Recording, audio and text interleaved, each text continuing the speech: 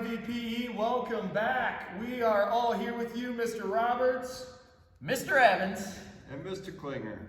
We're here today to talk to you about one of our favorite programs. Absolutely. Every year as a fourth grader, you get to participate in Crunch Out. Crunch Out's put on by United Way to help you to learn some tricks and tips for how to live a healthy lifestyle. So what I want you to do first is, all of you should have got one of these booklets and a ball, okay? So go ahead and make sure your ball is inflated. If it's not, you're gonna wanna pause the video and go ahead and go do that. You're also gonna want your Crunch Out booklet. It says, "This is my guide to growing up healthy." It's got a space for your name and says what school you attend. If you don't have these two items, you're going to want to go ahead and pause the video and go grab them. All right, as we move forward, the first thing I want to do is take that booklet and open up the first page. And if you look on the first page, it has the premise or the thought process for the whole program, and that is 5, 2, 1, and none. Now you guys are going to hear this. You're going to hear this a ton from us because these are all options, and if you'll notice, they're almost all options that you can add in as far as nutritionally, and things that only small things that you can subtract.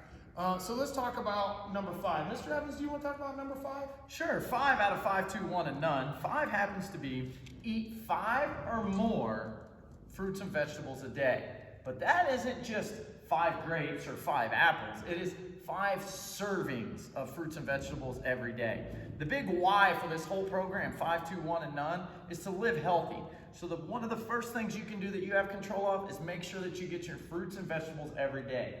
5 servings, which means that you want to try and get something about the size of a baseball, or sometimes, depending on your fist, just about the size of your fist. That's what you're going to be looking for each time you eat. So again, 5 servings of fruits and vegetables a day. Mr. Klinger, you want to tell us maybe about what the 2 stands for out of 5, 2, 1, and none? Well, this is the one that deals with screen time. And this one's kind of difficult right now because we're using computers a lot, in a lot of cases, to do our schoolwork. But the book says 2 hours or less of recreational screen time, which means with video games and movies and TV shows and that kind of thing. Limit that to 2 hours or less every day. That's the advice that's given here. How about the 1, Mr. Roberts? 1, this one is really essential right now. If you look outside, it's getting ready to have we're getting ready to have some beautiful foliage, right? The leaves are starting to change. It looks awesome. But we all know what comes after fall. Winter. And it's a lot harder to get outside and get our 1 hour of physical activity during the day. So if you look at number 1, if you look at the 5, 2, and then the 1 says get 1 hour or more of physical activity every day.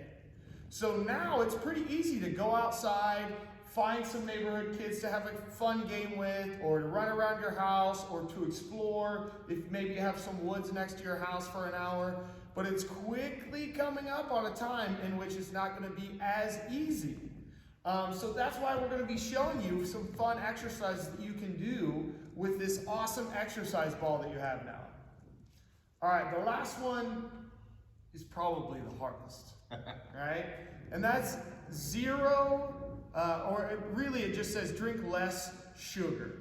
So try water or low-fat milk instead of soda with lots of sugar in it.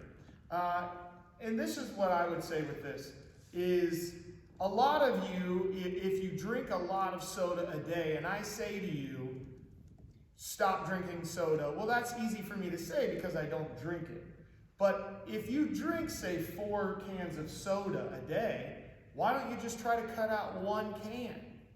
1 can over the course of 100 days is 100 less sodas.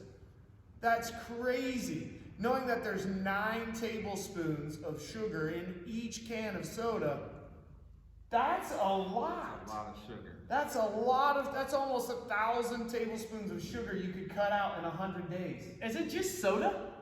No, a lot of times fruit juices, Fruit juices have a ton of sugar in them. They get tricky, don't they? Yeah. Hide it. Kool-Aid, juice, Yeah. soda, all kinds of ways they hide that Hide sugar.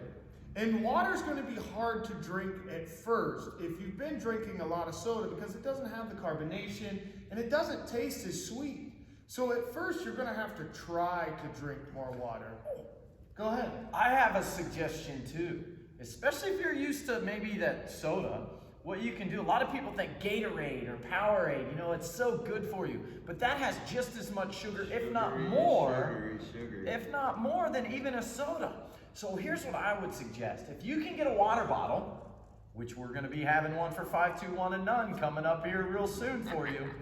If you could get a water bottle and you take your Gatorade bottle and you pour half of it into your water bottle, just half.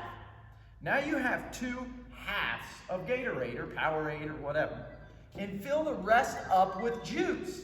When you fill the, or I mean not juice, with water, fill the rest up with water, all of a sudden what you have is a less sugary, juice-like drink.